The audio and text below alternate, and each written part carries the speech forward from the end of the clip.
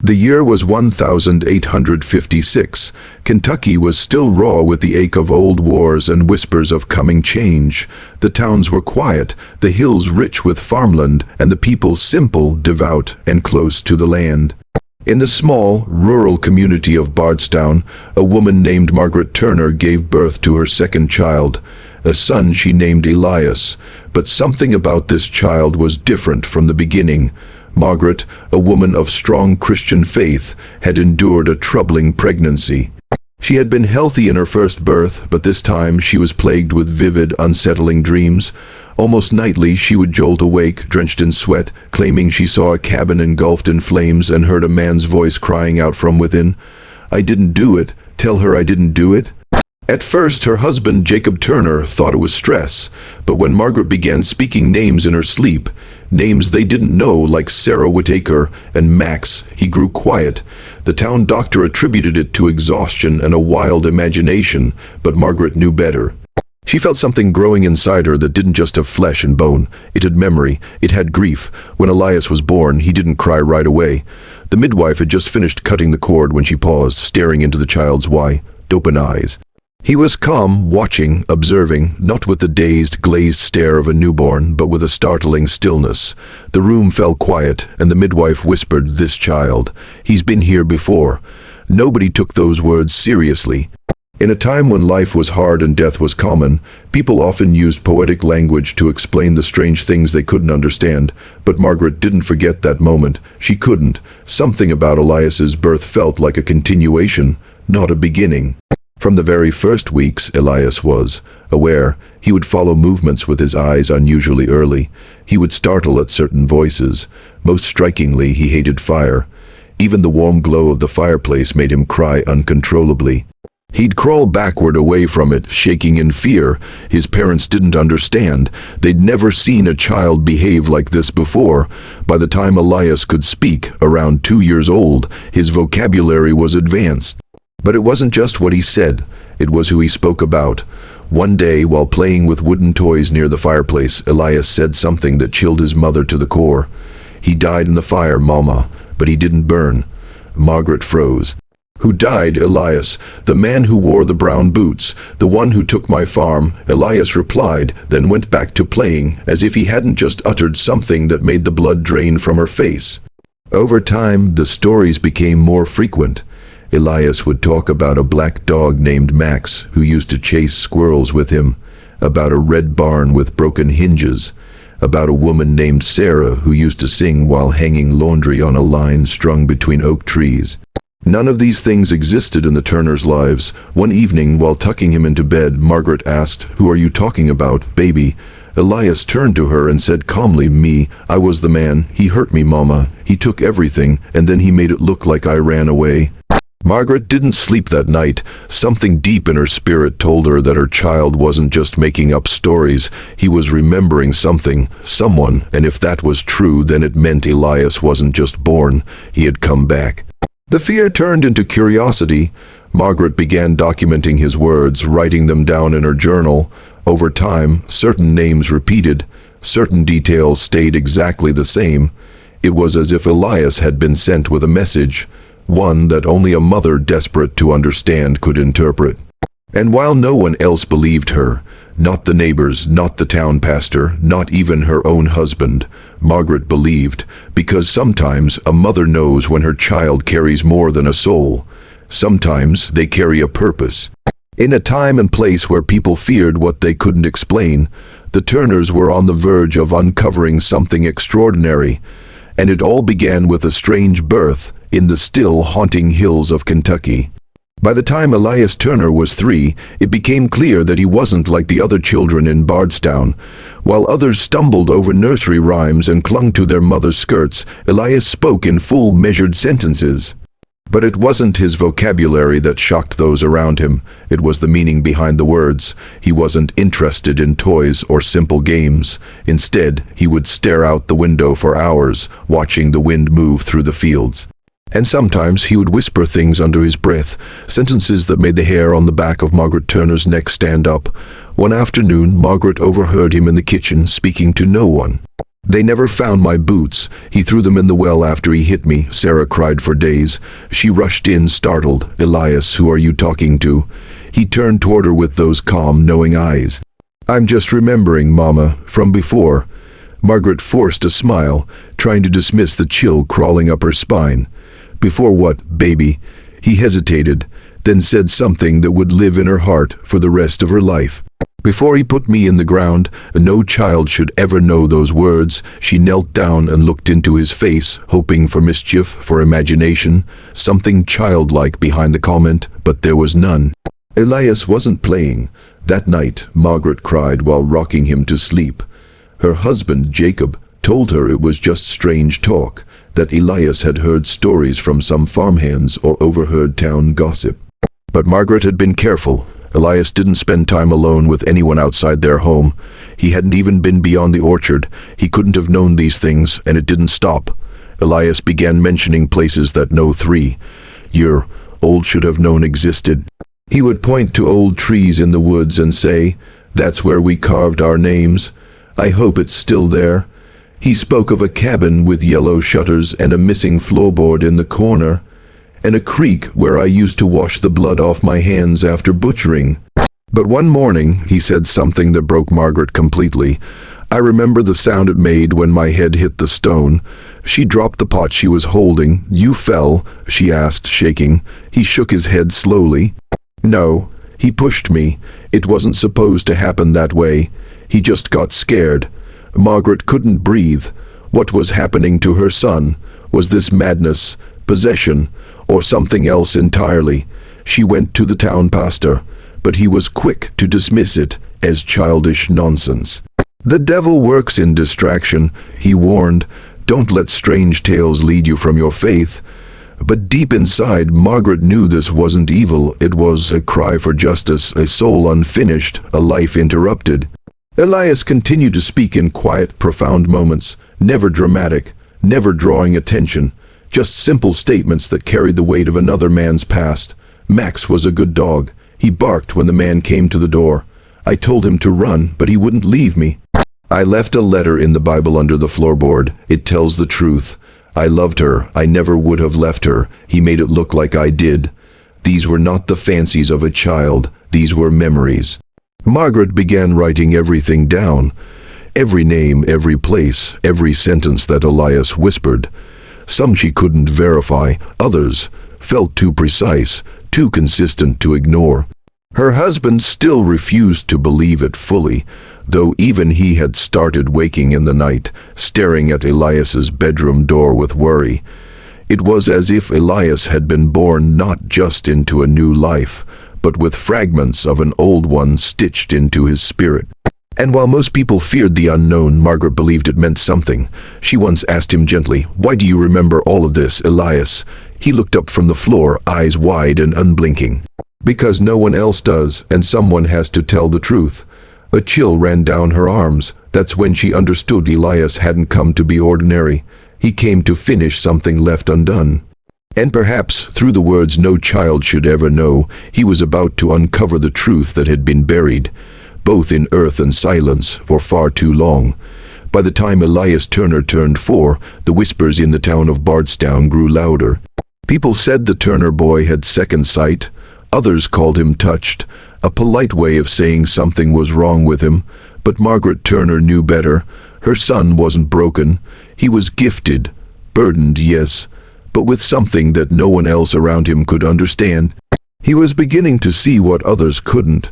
It started when Jacob Turner finally agreed to take Elias on a walk through the nearby woods.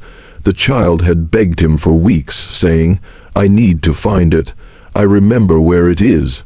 Jacob resisted, thinking it would be a wild goose chase driven by make-believe, but something in Elias's tone, calm, steady, and sure, persuaded him. They ventured out early one morning. The dew still clung to the grass, and a soft mist clung to the trees. Elias walked ahead, small boots crunching leaves, moving with certainty. He wasn't guessing, he was leading. "Turn here," he said, pointing at a narrow deer trail. Jacob hesitated. "That doesn't go anywhere." "It goes to him," Elias said softly. Deeper and deeper they went into the woods to places no child should have known. After nearly an hour of walking, Elias stopped beside a moss-covered tree with a twisted branch. "It was here," he whispered. Jacob looked around, just trees, dirt, and silence. "What was here, son?" "The cabin, the one he set on fire." Jacob crouched beside him. "There's no cabin here, Elias. He burned it, but it used to be here. There was a doghouse and a swing made of rope." Jacob's skin tingled. He had hunted these woods as a younger man and remembered hearing old rumors about a fire decades ago, though no one ever talked much about it. But this child, how could he know that? "Come on," Elias said, already moving again. They climbed a hill, crossed a shallow stream, and came upon a clearing with an old well in the center. Its stones were worn and crumbling, half swallowed by weeds. Elias walked up to it slowly and placed his hand on the stones like he was greeting an old friend. "This is where he put me." Jacob's heart nearly stopped. Elias knelt beside the well and touched the earth. He got scared. "I had found the deed. He didn't want anyone to know the land wasn't his. He hit me. I didn't even see it coming." Jacob didn't know what to say. The words were so vivid, so heartbreakingly detailed. Not dramatic like a child pretending to be a hero, but factual like someone recalling a painful memory. "I had a locket," Elias said. "My wife gave it to me. It was gold, with her initials inside. She's the reason I came back." Jacob swallowed hard. "Son, what's her name?" Elias looked up, eyes filled with tears he hadn't yet cried. "Sarah."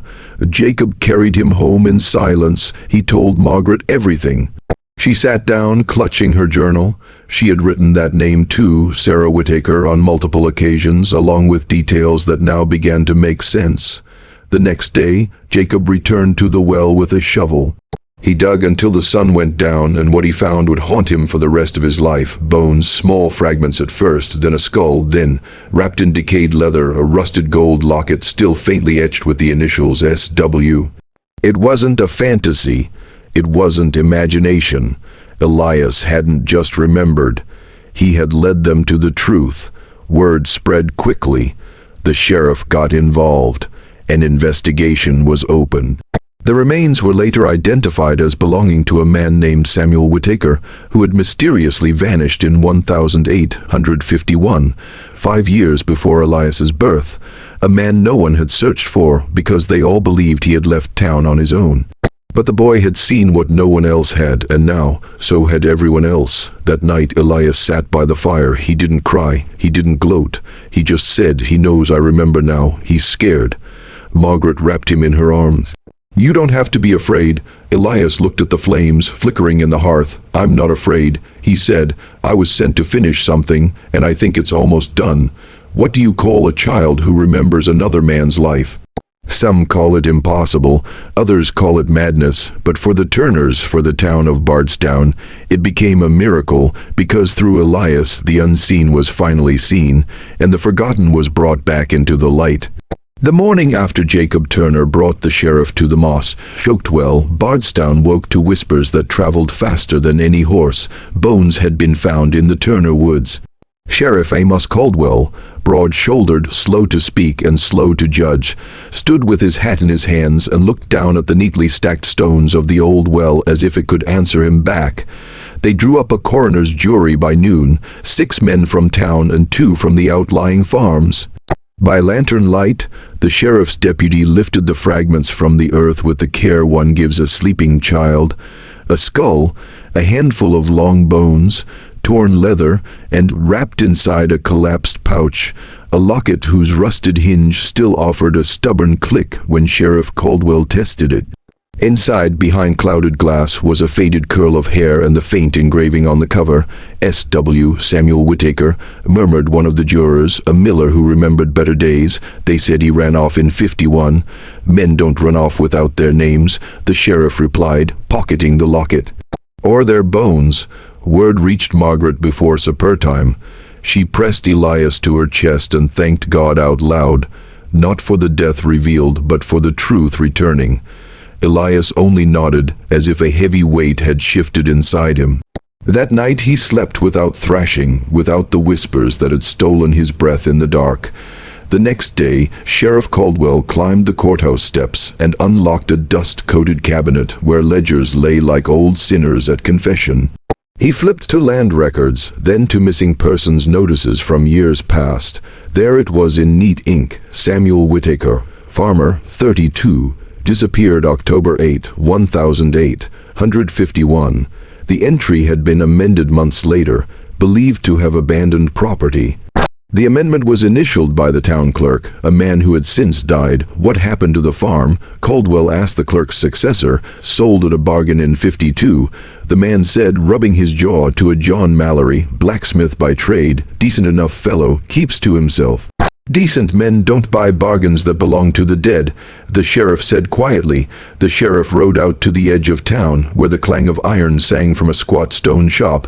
John Mallory looked up from his anvil, face flushed with heat, a practiced smile forming beneath a soot-dark beard. "Sheriff," he said, wiping his hands, "you look like a man who needs shoeing done." "I need answers," Caldwell replied, and set the locket on the edge of the anvil. The blacksmith did not touch it. His eyes flicked, just once, to the sheriff's face, searching. "I buy scrap like that by the pound," Mallory said evenly. "What's it to me? It belonged to Samuel Whitaker," Caldwell said, "whose land you came into not a year after he left." Mallory shrugged, that same practiced ease. "A man moves on, a man sells. I paid fair for it," asked the clerk. "I did," Caldwell said, "and I will ask again." For 2 weeks the town became a hive of testimony. The coroner's jury returned its verdict in a single line: death by violence, by person or persons unknown. A farmhand recalled a quarrel over a line of fence. A widow swore she'd heard shouting near the well on a moonless night. An old hound, Max, if the stories were true, had howled for days and then vanished. Some called it old wives' talk, yet piece by piece a pattern set like mortar between bricks, and there was the boy. Caldwell did not want to lean on the words of a child in matters of life and rope. But he could not ignore the way Elias had led his father to the place no map recorded.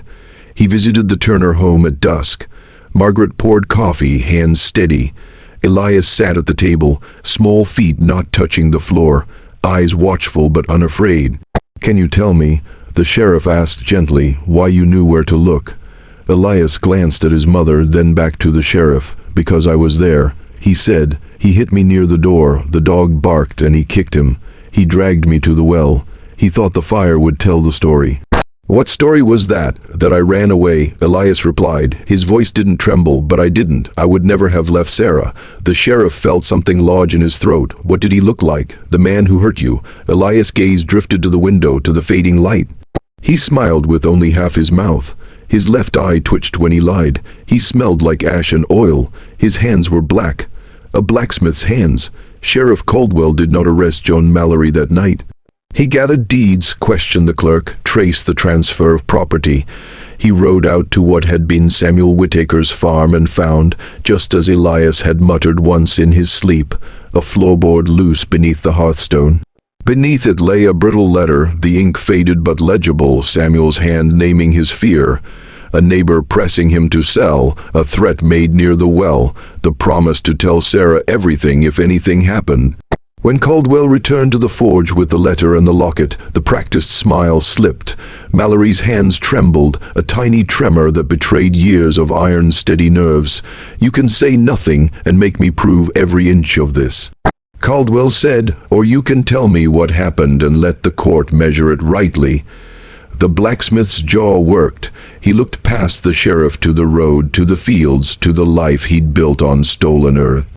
Then he sat heavy as anvils and spoke into his soot-stained palms. "It was a quarrel," he said. "The blow was not meant to kill. The fire, Lord forgive me, was to make sense of it. I never thought you thought." Caldwell cut in, not unkindly, that silence would last forever. The arrest was quiet, no spectacle, no jeering crowd. The town did enough talking without help. In the courthouse, before a magistrate and a gallery of stunned faces, the blacksmith's confession joined the locket, the letter, the bones, and the ledgers. The boy was not called. Caldwell would not have it. Children should not be made to carry men's crimes. Yet everyone knew without Elias the well would have kept its secret, the ledger its lie, the town its comfortable story. The cold case had warmed beneath the steady flame of truth until even iron bent. For Margaret, the reopening of the case was more than the machinery of law grinding forward. It was the answer to the midnight prayers she had whispered over a restless child. For Jacob, it was a hard humbling, an admission that faith sometimes looks like following when you do not understand. For the town, it was a mirror held up to the face of convenience, asking whether comfort had been purchased too cheaply at the price of another man's life. And for Elias, whose small shoulders had borne the memory of a murder, the reopening was release. He slept soundly again. He laughed at a joke Jacob told. He asked if they could visit the creek when spring came. Justice, when it came, did not roar. It arrived like dawn, quiet, undeniable, and bright enough to show what had always been there. Sometimes truth needs a lawman, sometimes it needs a ledger, and sometimes, God help us, it needs the courage of a child no one wanted to believe. The confession had been made, the bones were laid to rest, the law had done what it was designed to do, name the guilty, clear the innocent, and restore order. But for the Turner family and the quiet town of Bardstown, this wasn't just a cold case solved. This wasn't merely justice, this was a message, one that could not be written by men nor scripted by imagination. It had to be lived, spoken by a child who had never been taught the words he spoke. It had to pass through a mother's faith, a father's doubt, a sheriff's patience, and a town's reluctance to believe. It had to endure whispers, judgment, and silence before it could ever become truth. Elias Turner, just a child by all physical measure, had done something that many grown men could never bring themselves to do.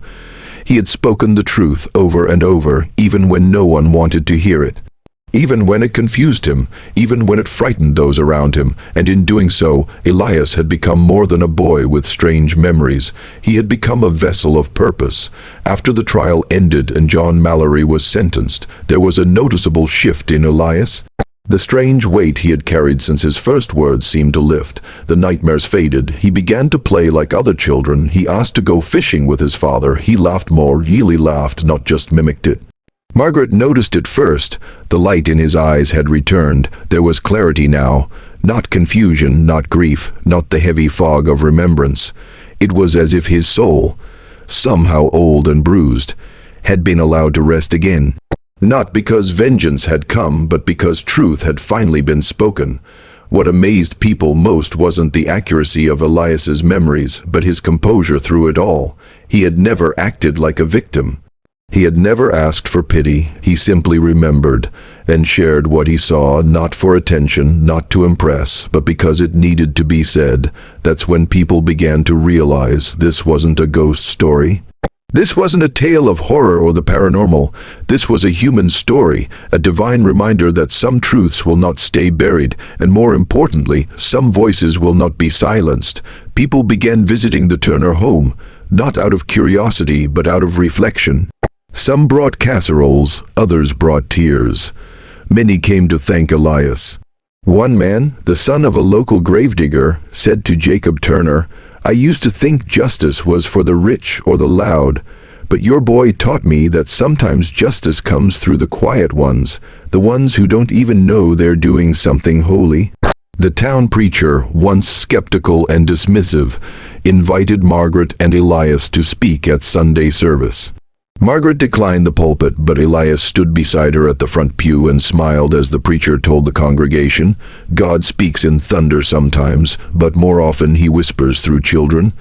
And so the story spread, not just across Bardstown, but into neighboring counties. Families started opening up about old wounds, about things they had ignored, about loved ones who had gone missing or wrongs that had never been addressed. Elias had ignited something, not fear, not suspicion. Healing, his life was now a quiet revolution, a story that reminded everyone truth is patient and purpose cannot be outrun. Years later, long after the trial, a local newspaper wrote a piece about the case. The headline didn't mention murder or reincarnation or mystery. It read, "The boy who remembered," and reminded us what matters. Because in the end, Elias's gift wasn't just memory, it was clarity. He reminded a town that had grown used to silence that every soul matters. That even if no one is looking, the truth is still there waiting, and that justice isn't about revenge. It's about setting things right, even if decades have passed and the world has moved on. And perhaps most moving of all, Elias reminded the world that children see what adults refuse to.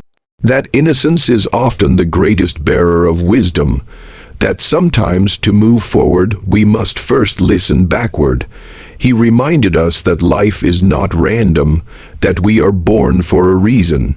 And if we listen closely, to our hearts, to our children, to the quiet voice within, we might find that we too were sent here with a message, just like Elias. An emotional and motivational reflection on the deeper meaning of Elias Turner's story and why it still speaks powerfully to us in the modern world. In a world like ours, fast, moving, skeptical, and driven by logic, it's easy to dismiss stories like Elias Turner's as mere folklore. Just a small town legend from 1856. A curious tale to pass down, perhaps, but not something that speaks to the modern soul. And yet, it does, more than ever, because Elias's story is not just about a child who remembered another life. It's not about reincarnation, paranormal whispers, or ghostly memories.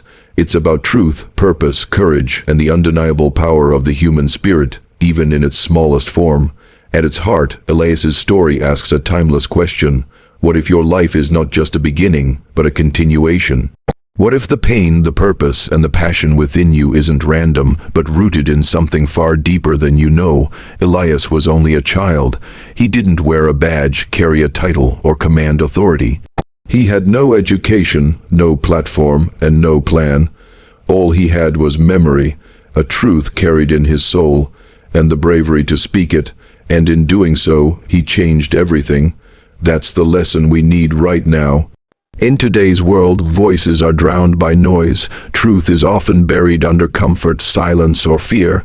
People walk away from injustice because it's easier not to look. They silence their intuition because it doesn't align with logic.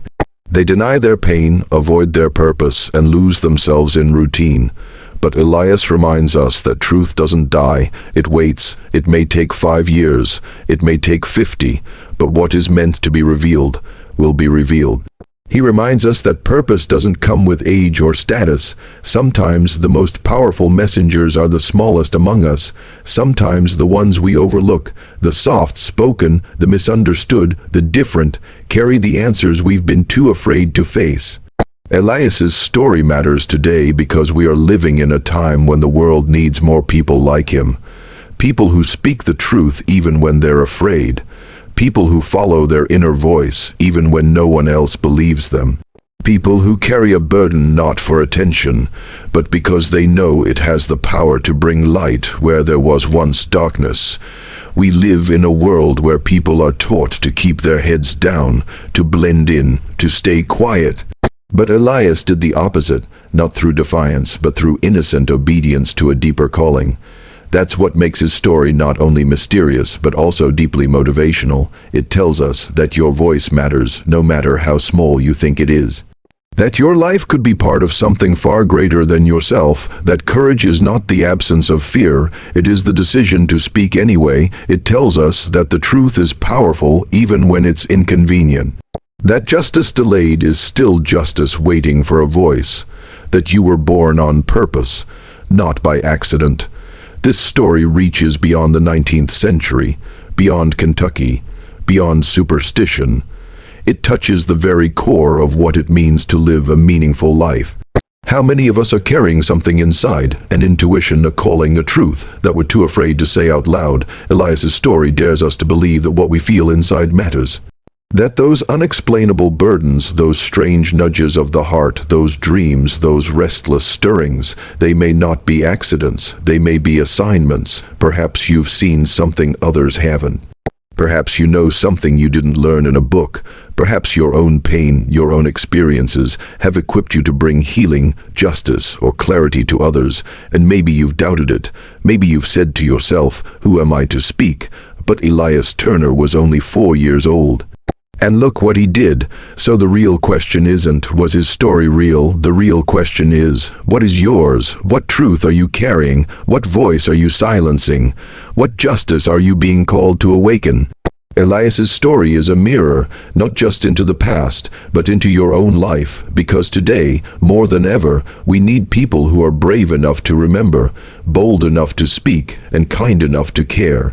We need people who understand that their purpose may not always make sense, but it matters deeply, and we need to remember that even the smallest voice, when speaking the truth, can change the course of history. Just like the child who remembered his killer and reminded the world to never bury the truth.